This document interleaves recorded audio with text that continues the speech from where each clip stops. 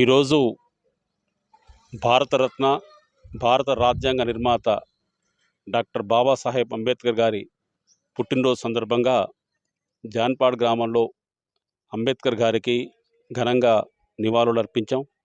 మరోసారి వారి భారతదేశానికి చేసినటువంటి సేవలు స్మరించుకొని వారి ఆశయాల సిద్ధి కోసం అందరం కట్టుబడతామని ప్రతిజ్ఞ చేశాం. ఈరోజు అంబేద్కర్ ఆశయాలను అమలు చేసే దిశలో రాష్ట్రంలో రేవంత్ రెడ్డి గారి నాయకత్వంలో ఉన్న కాంగ్రెస్ ప్రభుత్వం ఎన్నో ప్రజలకు ఉపయోగపడేటువంటి పథకాలు చేస్తున్నది. ప్రజలందరికీ సమాన దృష్టితో ప్రజలందరికీ చాలా తక్కువ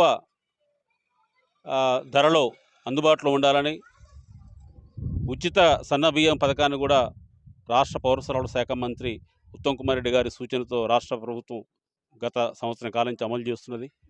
అలాగే రాష్ట్రంలో మహిళలందరికీ కూడా ఎటువంటి భేదం లేకుండా సమానంగా ఆర్టీసీ బస్సులు ఉచిత ప్రయాణాలు చేయిస్తున్నారు. అలాగే 200 యూనిట్ల లోపు ఉన్నటువంటి విద్యుత్ వినియోగదారులందరికీ కూడా ఉచిత విద్యుత్తును రాష్ట్ర ప్రభుత్వం అందిస్తున్నది. ఈ విధంగా ఇందిరమ్మ ఇళ్ళు అనేక మంది బలహీన వర్గాలకు, దళితులకు, గిరిజనులకు, మైనార్టీలకు కూడా పెద్ద ఎత్తున 5 లక్షల రూపాయలతో ప్రభుత్వం ప్రారంభించింది గత సంవత్సరం. మళ్ళీ ఈ సంవత్సరం కూడా కొత్త కోట విడుదల చేస్తున్నారు. అట్లాగే ఆదివాసీ ప్రాంతాల్లో కూడా ప్రత్యేకంగా ఇందిరమ్మ ఇళ్ళు మంజూరు చేయిస్తానని కూడా గౌరవ ముఖ్యమంత్రి గారు చెప్పారు. ఈ విధంగా ప్రజాప్రభుత్వం మరిన్ని కార్యక్రమాలు అంబేద్కర్ ఆశయాల అమలు కోసం వారు సూచించిన మార్గంలో ప్రభుత్వం నడుస్తున్నది.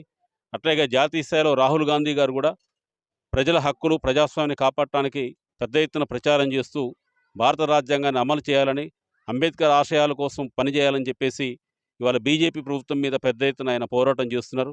ఈ సందర్భంగా మేము పాలకేడు మండలంలో మా వంతుగా రాష్ట్ర ప్రభుత్వం చేసిన కార్యక్రమాలు కానీ అంబేద్కర్ ఆశయాలకు అనుగుణంగా మా కార్యక్రమాలు చేస్తున్నామని ముగిస్తున్నాను. Thank you.